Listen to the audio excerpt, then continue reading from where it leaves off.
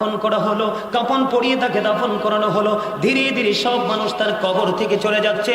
হঠাৎ করে দেখতে পাইলেন ওই মুহাম্মদ ইবনে নসর রাদিয়াল্লাহু তাআলা আনহুর বাবা, তিনি দেখতে পাইলেন যে দুইটা নূরানি মানুষ যেন ওই নতুন কবরটার মধ্যে বন্ধ প্রবেশ করতেছে। তিনি আশ্চর্য হয়ে গেলেন। জীবনে কোনো দিন এমন গল্প তো শুনিনি, জীবনে কোনো দিন এমন সিমটম দেখিনি। কি রে, নতুন কবর হলো, কবরের মধ্যে নূরানি দুইজন মানুষ আমি দেখলাম মানব স্রোতে ঢুকছে, যেটা আমি জীবনে কোনো দিন দেখিনি। তারা কারা? তিনি কোনো উত্তর পাচ্ছেন না, তিনি কোনো সমাধান খুঁজে পাচ্ছেন না। তিনি কবরের পাড়ে দাঁড়িয়ে রইলেন। বন্ধুরে আমার, তিনি 10 বার সূরা ইয়াসিন তেলাওয়াত করলেন, 10 বার সূরা মুলুক তিনি তেলাওয়াত করলেন। করতে করতে করতে করতে হঠাৎ করে দেখতে পেলেন একজন চলে যাচ্ছে, একজন চলে যাচ্ছে, এখনো পর্যন্ত আরেকজন যাচ্ছে না। তিনি কি করলেন? তিনি বলতেছে, আমি এই রহস্যের জট আমি উদ্ঘাটন করব, রহস্যের জট আমি উদ্ঘাটন করো ছাড়া এখান থেকে যাব না। বন্ধু, তিনি যখন সূরা ইয়াসিন এবং সূরা মুলক 10 বার যখন তেলাওয়াত করলেন, করতে করতে তেলাওয়াত শেষ হয়ে গেল। হঠাৎ করে তিনি দেখতে পাইলেন কবরটা সঙ্গে সঙ্গে বন্ধু দুটো টুকরো হয়ে গেল। দুটো টুকরো হইতে দেরি, হঠাৎ করে তিনি দেখতে পাইলেন এতক্ষণ পর্যন্ত যিনি এখানে বসেছিলেন, এই কবরের মধ্যে ছিলেন, তিনিও বের হয়ে চলে যাচ্ছেন। মুহাম্মদ ইবনে নসর রাদিয়াল্লাহু তাআলা আনহুর বাবা একটা ডাক দিয়ে বললেন, আপনি কে গো? আপনারা দুজন এসেছিলেন, একজন অনেক আগেই চলে গেল, আপনি এখনো পর্যন্ত রয়েছেন, এখন আপনি চলে যাচ্ছেন, কি গো আপনার পরিচয়? এবার উত্তর দিলেন, আমরা দুজন হলাম আল্লাহর ফেরেশতা, যিনি আজকে কবরে প্রবেশ করেছেন তিনি হলেন আল্লাহর প্রিয় বান্দা। আল্লাহ রাব্বুল আলামিন আমাদেরকে পাঠিয়ে দিয়েছেন। আমার ওই প্রিয় বান্দা যদি প্রশ্নের জবাব দিতে না পারে, তোমরা কি করবে? তাকে প্রশ্নের উত্তরগুলো শিখিয়ে দিও। বলেন না সুবহানাল্লাহ। আপনাদেরকে বলে যাই, যারা 100% রাসূল প্রেমিক, তাদের জন্য বুখারী শরীফের মধ্যে এসেছে হাদিসখানা, তাদের মাত্র কবরে প্রশ্ন হবে একটা। কয়টা? মাত্র প্রশ্ন হবে একটা। সেই প্রশ্নটা হবে রাসূল নিয়ে। বন্ধু, নবী সম্পর্কে ওই মুমিন উত্তর দেওয়ার আগে আল্লাহ রাব্বুল আলামিনের কাছে আপনার আমার প্রাণের নবী দরখাস্ত করে দিবে, আল্লাহ গো, আমার এই গোলামকে তো আমি চিনি, জীবনভর আমার কদমে সালাম দিয়েছি, জীবনভর সালাম দিতে কোনো তাকে জীবনে কত মানুষ তাকে বেদাতি বলেছে, তাকে অপরাধী বলেছে, কিন্তু সে কোনোদিন প্রেম ছাড়েনি। বন্ধুরে আমার, একটা প্রশ্নের উত্তর হবে, সঙ্গে সঙ্গে নবীজি তার পরিচয় দিয়ে দিবে। আল্লাহ রাব্বুল আলামিন তার কবর জান্নাত বানিয়ে দিবে। জোরে জোরে বলেন না সুবহানাল্লাহ, আর জোরে বলেন সুবহানাল্লাহ। বন্ধুরে আমার, আমি আপনাদেরকে বলি, কেউ যদি বলে নবীকে সালাম দেওয়া যাবে না, আপনারা তার পক্ষ নেবেন না। তার কারণ হলো আল্লাহ রাসূল হযরতে আলী রাদিয়াল্লাহু তাআলা আনহু থেকে হাদিস বর্ণিত, রাসূল বলেছেন, ক্বালা মান সাব্বা নাবিয়া ফাকতুলুহু ওয়া মান সাব্বা সাহাবী ফাদরিবুহু। আমার নবী বলে দিয়েছেন, নবীকে যারা গালি দিবে, নবীর ইজ্জতের চাদর ধরে যারা টান দিবে, নবীর অসম্মান যারা হানি করবে, উম্মতকে অর্ডার করেছেন নবী তাদেরকে হত্যা করে ফেলো। ওয়া মান সাব্বা সাহাবী ফাদরিবুহু, সাহাবাই কেরামদেরকে যারা গালি দিবে, তাদের ইজ্জতের চাদর ধরে টান দিবে, তাদেরকে তোমরা বাইন্দা পিটাও, তার মানে প্রহার করো। জোরে জোরে বলেন আল্লাহু আকবার। আমি আপনাদেরকে বলি, এখন দেখবেন বিশেষ করে হেফজখানা থেকে ছোট্ট ছোট্ট বাচ্চাগুলো আপনার কি করে আসে, হাফিজি পড়া শেষ করে এসে দেখবেন ফতুয়া দেওয়া শুরু করে দেয়। ফতুয়া যেই কোনো লোক দিতে পারে না, যোগ্যতা দক্ষতা যার আছে সে দিতে পারবে ফতুয়া, ঠিক কিনা বলেন? এখন দেখবেন বাংলাদেশের আনাজ কানাচে শুধু ফতুয়া নবী সম্পর্ক। কেউ বলে নবী আমার মতো, আর রাসূল চ্যালেঞ্জ করছে আজ থেকে 1450 বছর আগে, ক্বালা আইয়ুকুম মিসলি, তোমরা কে আছো আমার মতো? বিভিন্ন সময় নবীজি চ্যালেঞ্জ করে দিয়েছেন। নবীজি কখনো আমাদের মতো হতে পারে? কেউ বলে নবী মাটি, নাউজুবিল্লাহ বলেন না। নবী যখন সৃষ্টি হয়নি তখন তো কিছুই হয়নি, নবী সৃষ্টির পরে সব হয়েছে। মাটি বললেও কখনো কি করবেন না? বিশ্বাস করবেন? সাপোর্ট করবেন? করবেন না, করলে ঈমান চলে যাবে। নবীকে দাঁড়িয়ে সালাম দিলে কেউ যদি বলে বেদাত, তার কথা আপনি শুনবেন না, তার সাথে কোনো সম্পর্ক রাখবেন না। নবী সম্পর্কে যার যথাযথ মর্যাদা, যথাযথ ধারণা নেই, নবী সম্পর্কে যার অন্তরে যথাযথ মর্যাদা নাই, সে যদি যত বড় মুফতি হয়, মিশর থেকে যদি পিএইচডি করে আসে, আপনারা তার পিছনে নামাজ পড়বেন না। কারণ রাসূল প্রেম হলো ঈমান, যার ঈমান নাই তার আমলের কোনো ভ্যালু নাই। কথা বুঝেন না আমার? আল্লাহ বলেছেন ইউদিল্লু বিহি কাসীরা ওয়া ইয়াহদি বিহি কাসীরা। কোরআন দিয়ে আল্লাহ কাউকে হেদায়েত দান করেছেন, কাউকে আবার পথভ্রষ্ট করেছেন। যিনি হেদায়েত প্রাপ্ত ওনার ঠিকানা জান্নাত, যিনি পথভ্রষ্ট ওনার ঠিকানা কোথায়? কথা কয় না, কোথায়? নবীকে দাঁড়িয়ে সালাম দেওয়ার দলিল কোরআনেও আছে, হাদিসেও আছে। সূরা ফাতির 9 নম্বর আয়াতে দেখেন, ওয়া তুআজ্জিরুহু ওয়া তুওয়াক্কিরুহু। আল্লাহ বলেছেন help him and respect him. তোমরা আমার হাবিবকে সাহায্য করো এবং সম্মান করো। জোরে জোরে বলেন না সুবহানাল্লাহ। হবে জাহান্নামের একটা গর্ত হবে। বন্ধু, যারা জীবনভর শুধু জিকির করেছো তাদের জন্য হবে কবর জান্নাত, আর যারা জিকির করতে পারোনি তাদের জন্য কবর হয়ে যাবে জাহান্নাম। যারা ঈমানদার হয়েছো তাদের জন্য কবর হবে জান্নাত, আর যারা ঈমানদার হতে পারোনি 100% তাদের জন্য কবর হবে জাহান্নাম। আল্লাহর হাবিব বলে দিয়েছেন, আল্লাহর হাবিবের কথা সত্য না মিথ্যা? সত্য। বিন্দু পরিমাণ সন্দেহ করলে আপনার আমার ঈমান থাকবে না। কোন বেঈমান কোন মুসলমানের বক্তব্য নয়। বেঈমান কাফির সম্পর্কে আল্লাহ বলেছেন ইন্নাল কাফিরিনা কানু লাকুম আদুওয়াম মুবিনা। আল্লাহ বলেছেন the heretics are the eternal enemy of the believers. ঈমানদারদের প্রকাশ্য শত্রু হলো বেঈমানেরা, প্রকাশ্য দুশমন হলো বেঈমানেরা। আল্লাহ রাব্বুল আলামিন ইনশিওর করে দিয়েছেন। তারপরেও বেঈমান কাফিরেরা বলেছেন হযরত মুহাম্মদ সাল্লাল্লাহু আলাইহি সাল্লাম was born in Arab country. His father's name was Abdullah, his mother's name was Amina. His father said died before he was born. He lost his mother in his childhood. He was very truthful. আপনার আমার নবী ছিলেন শ্রেষ্ঠ সত্যবাদী। জোরে জোরে বলেন আল্লাহু আকবার। ইহুদিদের বক্তব্য, সম্মানিত উপস্থিতি, লজ্জাজনক কথা হলেও সত্য। আমেরিকার গবেষক মাইকেল এইচ হার্ট তিনি বক্তব্য দিয়েছেন। 100 জন প্রভাবশালীর তালিকা তিনি করেছেন। এখানে তিনি বক্তব্য দিয়েছেন the 100 A ranking of the most influential person in the history. তিনি বলে দিয়েছেন যে 100 জন প্রভাবশালীর তালিকার মধ্যে ইনফ্লুয়েন্সিয়াল দ্বারা তিনি সবচেয়ে বেশি প্রভাবশালী হিসাবে আখ্যায়িত করেছেন আপনার আমার নবীকে। আপনার আমার প্রাণের মুর্শিদ, সবার কাছের মানুষ ডক্টর আহমদ পেয়ারা বাগদাদি। আমি তখন ছোট ছিলাম, আমার ছোট রেখেই তিনি চলে গেলেন। ওনার এই বরকতময় হাত আমার এই মাথায় 3 বার লেগেছে। সর্বপ্রথম জীবনে ফকিরবাজার হাই স্কুলে উনি আমাকে একটা কিতাব দিয়েছিলেন, হাতে দোয়া করে দিয়েছিলেন 3 বার। মারহাবা বলেন। ডক্টর আহমদ পেয়ারা বাগদাদি ওনার কিতাবের মধ্যে অত্যন্ত চমৎকার ভাবে তিনি বলেছেন of all the great religious personalities of all prophet Muhammad রাসূলুল্লাহ সাল্লাল্লাহু আলাইহি সাল্লাম ওয়াজ দ্য মোস্ট সাকসেসফুল। তিনি বলেছেন পৃথিবীর বুকে যতগুলো নবী রাসূল এসেছে, এই নবী রাসূলগুলোর মধ্যে ইমামতি থেকে রাজনীতি, রাজনীতি থেকে ইমামতি, প্রত্যেকটা জায়গায় আপনার আমার প্রাণের নবী ছিলেন সফল। সুবহানাল্লাহ। আজকে কি আপনি আমি সফল? আমরা কিন্তু সুন্নি জামাত দাবি করি, আমরা কি আজকে সাকসেস হতে পেরেছি? কথা বলেন না কেন? আমরা কি সফল পারসন হিসাবে নিজেকে প্রিপেয়ার করতে পেরেছি? পারিনি। কেন পারিনি? পৃথিবী আমাদেরকে পাগল করে দিয়েছে, মাতাল করে দিয়েছে। এই পৃথিবী আপনাকে জাহান্নাম পর্যন্ত পৌঁছে দেবে। আমার আলোচনাটা, সম্মানিত উপস্থিতি, আমার দিকে তাকান। আপনাকে আল্লাহ রাসূল 3টা দায়িত্ব দিয়েছেন। আমি যে বলেছিলাম, তারপরে আমি কবরে আবার ফিরে আসছি। আল্লাহ রাসূল বলেছেন আদিবু আওলাদাকুম আলা তালাতি হুসানিন হুব্বি নবীকুম ওয়া হুব্বি আহলি বাইতিহি ওয়া আলা কিরাতিল কুরআন। রাসূল বলেছেন তোমরা তোমাদের সন্তানদেরকে 3টি বিষয় শিক্ষা দাও। এর মধ্যে প্রথম বলেছেন হুব্বি নবীকুম, teach the love of the prophet. নবীর প্রেম শিখাও, কারণ নবীর প্রেম হলো ঈমান এবং এটা আমাদের জন্য ফরজ। হুজুর কি বলেন? এটা আমাদের জন্য ঈমান এবং ফরজ। এরপরে বলেছেন হুব্বি আহলি বাইতিহি, টিচ ফ্যামিলি লাভ। নবীর পরিবারের ভালোবাসাও শিখাও, কারণ এটাও আমাদের জন্য ঈমান এবং এটা আমাদের জন্য ফরজ। জোরে জোরে বলেন আল্লাহু আকবার। দেখবেন বাসের পিছনে, বিভিন্ন গাড়ির পিছনে সুন্দর করে একটা প্রবাদ লেখা হয়, সন্তানকে নামাজ শেখাও। আমি কিন্তু এগুলো ফলো করি, কিন্তু এই পর্যন্ত দেখিনি কোন গাড়ির পিছনে এই কথাটা কোনোদিন কেউ লেখেনি যে সন্তানকে আগে ঈমানের ট্রেনিং দাও। আপনারা দেখবেন যখন ঘুরবেন, আমার তো বাংলাদেশ আরো 4-5 বছর আগেই আল্লাহ ঘোরার সফর শেষ করে দিয়েছে, শেষ করার তৌফিক দিয়েছে। তার পাশাপাশি দেশের বাহিরে কয়েকটা দেশ আমি সফর করে এসেছি, একটা টাকাও আমার পকেটে লাগেনি। মারহাবা বলেন। এটা কেন হয়েছে জানেন?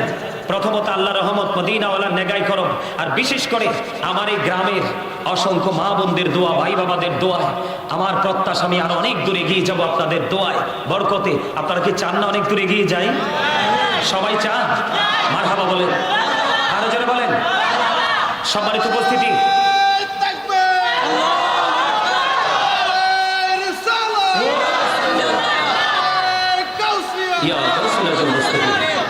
পবিত্র ঈদ মিলাদুন নবী বসেন, আমার কথা আপনারা বুঝতেছেন? কথা বলেন না কেন? আপনি আগে সন্তানকে রাসূল প্রেম শিখাতে হবে, কারণ আল্লাহ বলেছেন মাইয়ুতির রাসূলা ফাকাদ আতাল্লাহ। আল্লাহ বলেছেন হি হো অবিস দ্য অ্যাবস্টিল অবিস আল্লাহ।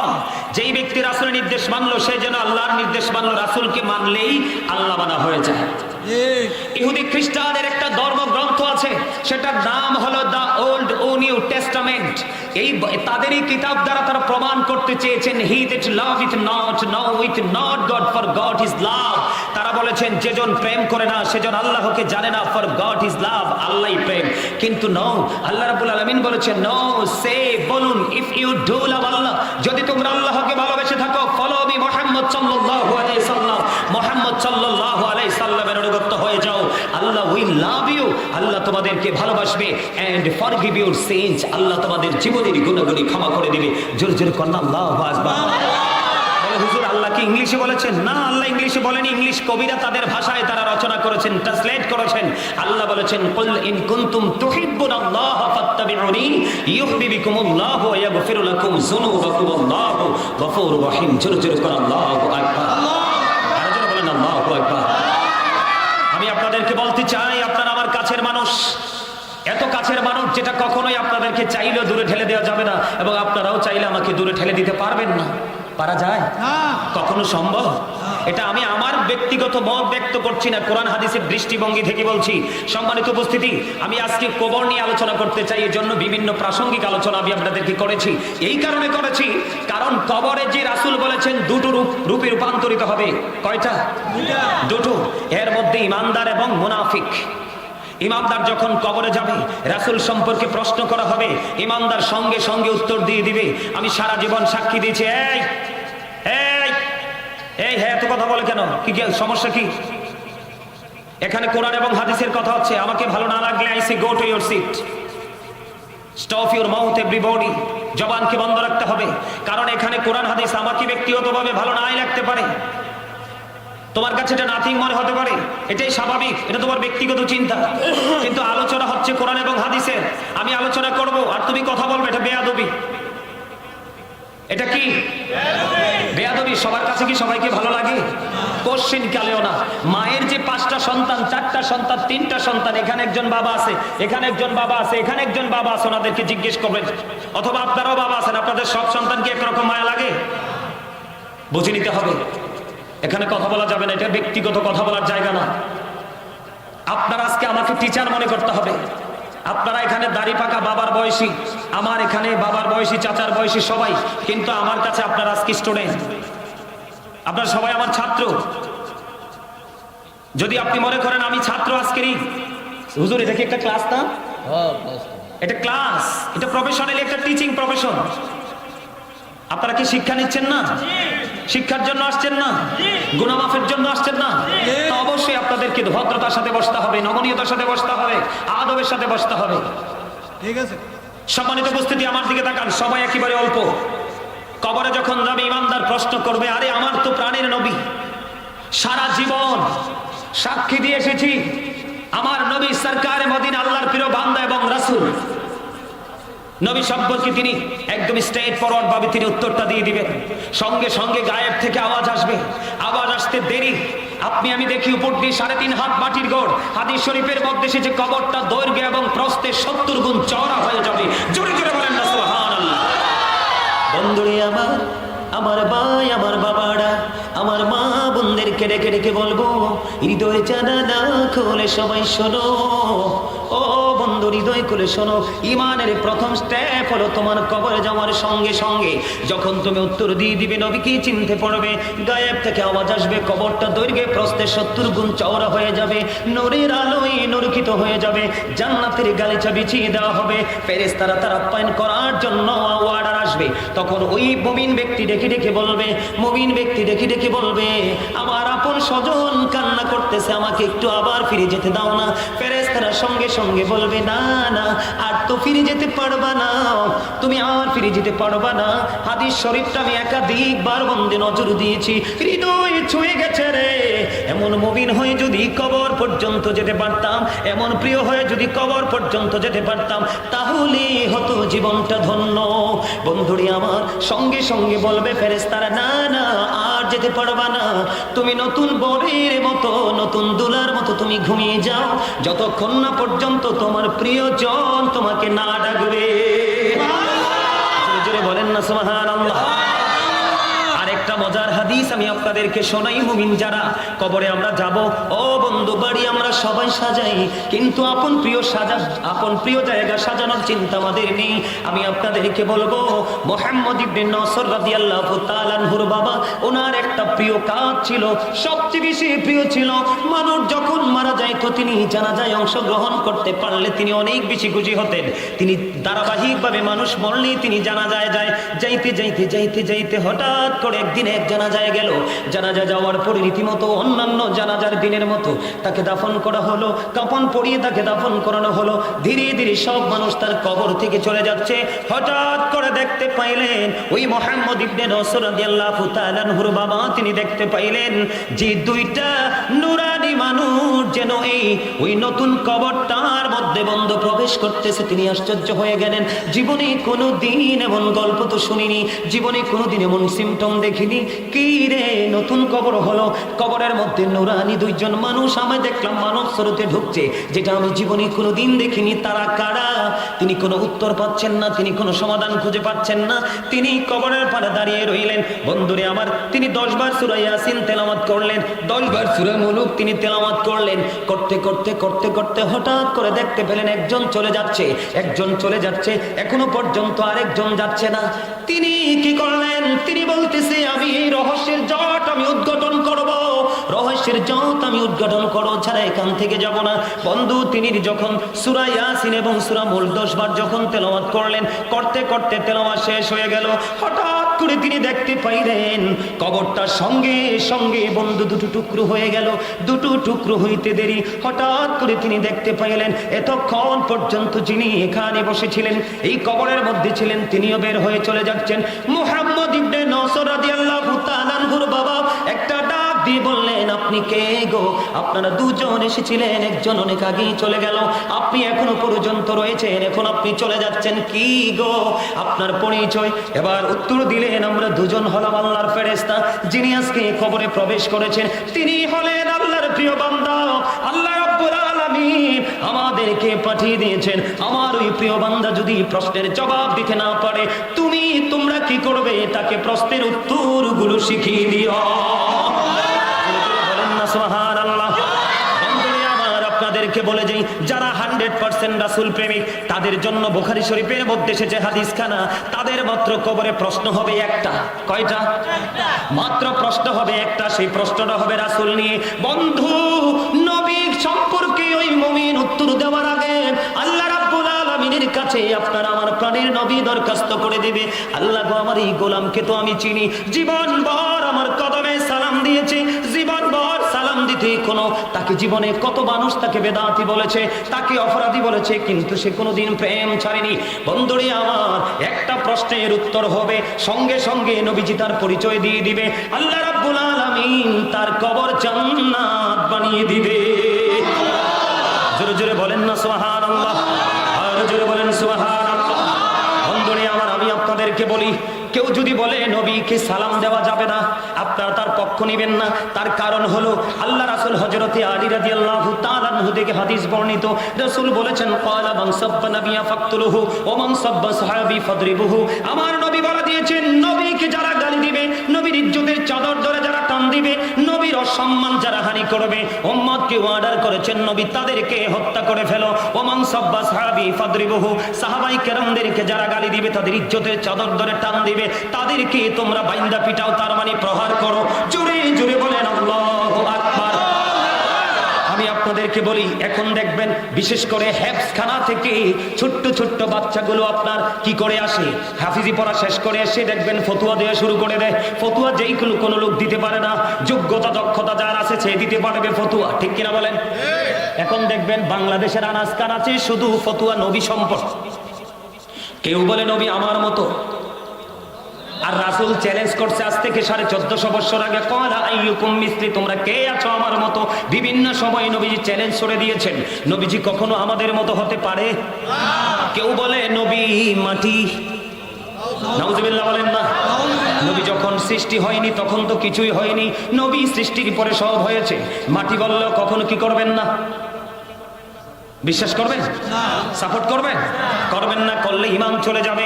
নবীকে দাঁড়িয়ে সালাম দিলে কেউ যদি বলে বেদাত, তার কথা আপনি শুনবেন না, তার সাথে কোনো সম্পর্ক রাখবেন না। নবী সম্পর্কে যার যথাযথ মর্যাদা, যথাযথ ধারণা নেই, নবী সম্পর্কে যার অন্তরে যথাযথ মর্যাদা নাই, সে যদি যত বড় মুফতি হয়, মিশর থেকে যদি পিএইচডি করে আসে, আপনারা তার পিছনে নামাজ পড়বেন না। কারণ রাসূল প্রেম হলো ঈমান, যার ঈমান নাই তার আমলের কোনো ভ্যালু নাই। কথা বুঝেন না আমার? আল্লাহ বলেছেন ইউদিল্লু বিহি কাসীরা ওয়া ইয়াহদি বিহি কাসীরা। কোরআন দিয়ে আল্লাহ কাউকে হেদায়েত দান করেছেন, কাউকে আবার পথভ্রষ্ট করেছেন। যিনি হেদায়েত প্রাপ্ত ওনার ঠিকানা জান্নাত, যিনি পথভ্রষ্ট ওনার ঠিকানা কোথায়? কথা কয় না, কোথায়? নবীকে দাঁড়িয়ে সালাম দেওয়ার দলিল কোরআনেও আছে, হাদিসেও আছে। সূরা ফাতির 9 নম্বর আয়াতে দেখেন, ওয়া তুআজ্জিরুহু ওয়া তুওয়াক্কিরুহু। আল্লাহ বলেছেন help him and respect him, তোমরা আমার হাবিবকে সাহায্য করো এবং সম্মান করো। জোরে জোরে বলেন না সুবহানাল্লাহ, আর জোরে বলেন না সুবহানাল্লাহ। বন্ধুরা আমার, নবীকে ভালোবেসে কেউ যদি জুমার দিনে মাত্র 80 বার যদি দরুদ পড়তে পারো, 80 বছরের সগীরা গুনাহ আমার আল্লাহ মাফ করে দেয়। তাহলে নবীকে ভালোবাসলে লাভ না লস? আরো জোরে বলেন। আমি একটা হাদিস বলবো রেফারেন্স দিয়ে বন্ধু। হাদিসের রাবি হলেন হযরতে আনাস রাদিয়াল্লাহু তাআলা আনহু। আপনার আমার প্রাণের নবী, দু জাহানের বাদশা নবী, তিনি পবিত্র জবান মোবারক দ্বারা তিনি বলেছেন, কেউ যদি রাসূলকে ভালোবাসিয়া প্রতিদিন যদি 1000 বার যদি রাসূলকে ভালোবেসে দরুদ পড়তে পারে, আমার নবী বলেছেন সে জান্নাত না দেখা পর্যন্ত তার মরণ হবে না। হাদিস এসেছে দায়রামি শরীফের মধ্যে। তাহলে নবীকে ভালোবাসার দরকার আছে না নাই? আপনি যদি মনে করেন আমার কবরে যেতে হবে গো, তাহলে এই রাসূলকেই ভালোবাসতে হবে। রাসূল ছাড়া কোনো উপায় নাই। যে ইমামের অন্তরে নবীর প্রেম নাই, সে যত বড় কোটিপতি হোক, সে যত বড় প্রভাবশালী পাওয়ার তার থাকুক না কেন, গোপনে নীরবে তাকে বয়কট করবেন। বলে হুজুর কেন? এটা আমার বানানো কথা নয়, আল্লাহ রাসূলের হাদিস থেকে আমি কালেক্ট করেছি বন্ধু। রাসূল বলেছেন ইয়াকুম ও ইয়াহুম লা ইউদিল্লুনাকুম ওয়া লা ইফতিনুনাকুম। রাসূল বলেছেন তোমরা তাদের থেকে দূরে থাকো, তাদেরকেও তোমাদের থেকে দূরে রাখো। কেন গো? তাদের কাছে মিশলেই তোমরা পথভ্রষ্ট হবে, ফিতনায় পড়বে। তারা যেন তোমাদেরকে পথভ্রষ্ট করতে না পারে, ফিতনায় ফেলতে না পারে। তারা মিষ্টি মিষ্টি কথা বলে তোমাদের কাছে আসবে তোমার ঈমান চুরি করার জন্য। কারণ আল্লাহর হাবিব সরকারে মদিনা তিনি বলে দিয়েছেন বন্ধু, কিয়ামতের পূর্ব করে পৃথিবীর বুকে সবচেয়ে নিকৃষ্ট মানুষ হবে কিছু কথিত মৌলবী, যাদের সিনায় নবীর প্রেম থাকবে না, আহলে বাইতের প্রেম থাকবে না, কোরআন হাদিসের সঠিক জ্ঞান থাকবে না। তাদের কথার দ্বারা সাধারণ মানুষ বিভিন্ন দলে দলভুক্ত হয়ে যাবে। এই মৌলবীগুলোই হলো কিয়ামতের আলামত। জোরে জোরে বলেন নাউজুবিল্লাহ। এখন আছেন আমাদের মাঝে? আরো জোরে বলেন না কেন? আছে না নাই? আমি এই দিকে থাকবো না, এবার আমি পজিটিভ নেগেটিভ দিকে যাব। মুনাফিককে যখন প্রশ্ন করা হয়, মুনাফিকরা দেখবেন বলবে নবী আমরারই তো মতো। কথা কন না? নবীকে কখনো আমাদের মতো হতে পারে? আরো জোরে বলেন। ছোট্ট একটা হাদিস শরীফ আমি আপনাদেরকে শোনাই, তারপরে আমি নেগেটিভ দিক নিয়ে একটু আলোচনা করব, যেহেতু কবরে যাব। বন্ধুরে আমার, খন্দক যুদ্ধের সময় আপনার আমার প্রাণের নবীকে দাওয়াত দিলেন হযরতে জাবির। হযরতে জাবির রাদিয়াল্লাহু তাআলা আনহু কয়েকজনকে নিয়ে জাবিরের বাড়িতে দাওয়াত খেতে যেতে বললেন। বলার সঙ্গে সঙ্গে নবীজি খন্দকের ময়দানে সকল মুহাজির সকল আনসারদেরকে দাওয়াত দিয়ে দিলেন, তোমরা সবাই চলো রে, তোমরা সবাই চলো। জাবের দাওয়াত দিয়েছে, দলে দলে সবাই জাবেরের বাড়ির দিকে রওনা হলো। জাবের দৌড়ে চলে গেলেন, গিয়ে বিবিকে বললেন, বিবি গো, নবীকে বললাম কয়েকজন নিয়ে আসতে। নবীজি সবাইকে নিয়ে আসছে। ওখানে একটা ছাগলের বাচ্চা রান্না করা হচ্ছে, মাত্র 350 আটার রুটি বানানোর প্রক্রিয়া চলছে। এই জন্য বলেছে অল্প কিছু সংখ্যক মুহাজির আনসার নিয়ে যাওয়ার জন্য। আমার নবী সবাইকে নিয়ে রওনা দিলেন। যাইতে যাইতে যাইতে যাইতে সবাই যখন চলে গেল, নবীজি বললেন রুটির খামিরটা নিয়ে আসো, ঢাকনাটা সরাইও না। ঢাকনাটা সরালেন না। রুটির খামির যখন নিয়ে আসলো, নবীজি রুটির খামিরের মধ্যে থুতু মোবারক দিয়ে দিলেন। জোরে জোরে করুন না সুবহানাল্লাহ।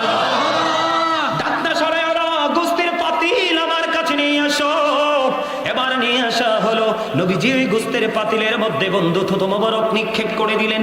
আবার এবার বললেন রান্না চালাইতে থাকো, রুটি বানাইতে থাকো। রুটি বানাইতে বানাইতে খাওয়াইতে খাওয়াইতে 1000 মুহাজির আনসারকে খাইয়ে দিলেন। যেমন পাতিলের গোস্ত তেমন রয়ে গেল, এবং যেমন রুটির খামির তেমনই রয়ে গেল। হাদিস শরীফের মধ্যে সে যে মনে হয় যেন কেউ এই খাবারে হাতে দেয়নি। আর আপনার আমার থুতু তো থাক দূরের কথা, হাত যদি যারা দেই সারছে মুখে দিবে কেউ? কথা কয় না, দিবে? কখনোই মুখে কেউ দিবে? নবী আমার মতো নবীজির প্রস্রাব মোবারকে বরকতময় দাসী ও মেহমান জান্নাতি হয়ে গেছে। উহুদের ময়দানে থাকাকালীন নবীজি 27টি যুদ্ধ করেছেন। সবচেয়ে বড় যুদ্ধ উহুদের যুদ্ধ। উহুদের ময়দানে মালিক বিন সিনান রাদিয়াল্লাহু তাআলা আনহু নবীজির রক্ত মোবারক চুষে জান্নাতি হয়ে গেছে। সুবহানাল্লাহ। আপনারা মজা পান না আমার ওয়াজে, কারণ আমি আপনাদের কাছের তো আসতেছে বড় বড় হুজুররা, একটু পরে মজা পাবেন। আলহামদুলিল্লাহ বলেন, আরো জোরে, আরেকটু মহব্বতে। খবর কি খারাপ লাগে? এবার আসেন বন্ধু, মুনাফিক যারা নবী সম্পর্কে উল্টাপাল্টা মন্তব্য যারা করেছে তাদের অবস্থাটা কেমন হবে? মুনাফিক সম্পর্কে তথ্য দিব, তিনি নিশ্চিত করে কোন নবী সম্পর্কে উত্তর দিতে পারবে না। অন্যরা যেমন ভাবতো আমিও তেমন ভাবি, অন্যরা যেমন মনে করতো আমিও নবীকে তেমন মনে করি। গায়েব থেকে আওয়াজ আসবে, মাটি মাটি রে, সারা জীবন আমার হাবিবের সাথে বেয়াদবি করলো, কোনোদিন কিতাব খোলেনি, কোনোদিন কোনো কিতাবওয়ালার সাথে সম্পর্ক রাখিনি, বিবাদটাকে প্রসারিত করার চেষ্টা করেনি, এটাকে অ্যাক্টিভ করার চেষ্টা করেনি। মাটির উপর থেকে দেখি যেই মাটি বানাইলাম আমার হাবিবের প্রেমে, তারে বানাইলাম আমি আমার হাবিবের কারণে, তার মনে যা চেয়েছে তাই করেছে। মাটি রে, মুনাফিককে তুমি একটা চাপ দাও। কি করো? কথা কয় না। আর এটি আমার কথা না তো, এটা হাদিস শরীফ। তো কি করো? হাদিস শরীফের মধ্যে আসছে, রাসূল বলেছেন বিলিভার্স লাভ দ্য প্রফিট, ইমানদাররা নবীকে ভালোবাসবে। Hypocrites don't love the profit, মুনাফিকরা নবীকে ভালোবাসবে না। এই মুনাফিক সম্পর্কে আল্লাহ বলেছেন ইন্নাল মুনাফিকিনা ফিদ দারকিল আসফালি মিনান নার। হুজুর আসেনিও আছে, আপনি কত কন্যা, তারা তো মনে করবো আমারটি হেসান আমিসা, এর লেগে তারা কথা কয় না, বুঝছেন নি? আল্লাহ কইতেছে ইন্নাল মুনাফিকিনা ফিদ দারকিল আসফালি মিনান নার। আল্লাহ বলেছেন the hypocrites will be in the lowest place of hell. মুনাফিকরা জাহান্নামের একেবারে লোকাল যে জায়গাটা, একেবারে নিকৃষ্ট সেই জায়গায় তারা ঠিকানা। নাউজুবিল্লাহ করনা। আমরা কি ইমানদার হব না মুনাফিক? আল্লাহ পেতে হলে স্টেশন দেখিয়ে দিয়েছে। আল্লাহ কয় মদিনায় যাও। অন মদিনায় যাইতে হলে তো টিকিট লাগবে, মদিনা ওয়ালার কাছে যাও। সুবহানাল্লাহ বলেন না? আল্লাহ বলবে মুনাফিককে মাটি রে একটা খেলা দেখায়া দাও। আল্লাহ কি করব? মাটিরে আল্লাহ বলবে একটা চাপ দাও। এমন ভাবে চাপ দিবে বন্ধু, তার লাইফ পুরো ফিউচার বরবাদ হয়ে গেল, একেবারে ব্ল্যাক হয়ে গেল, ঘোর অন্ধকার হয়ে গেল। মাটি যখন চাপ দিবে বন্ধু, চাপের সঙ্গে সঙ্গে ও বন্ধু একটা হাড়ের ভিতর আরেকটা হাড় ঢুকে যাবে, চিৎকার করে কান্না করতে থাকবে। আল্লাহ বলেছে আমি বলেছিলাম আমার পাগলদের সাথে যুক্ত হও। পাগল কারা? আল্লাহ বলেছেন join with my dear people come to my paradise. আল্লাহ বলেছে join with my dear people, আমার প্রিয় লোকেদের সাথে যুক্ত হও। কাম টু মাই প্যারাডাইস, আমার জান্নাতে চলে আসো। আল্লাহর কোরআনের ভাষাটা হলো এমন। আল্লাহ বলেছেন ফাদখুলি ফি ইবাদি ওয়াদখুলি জান্নাতি। জোরে জোরে কোন আল্লাহু আকবার।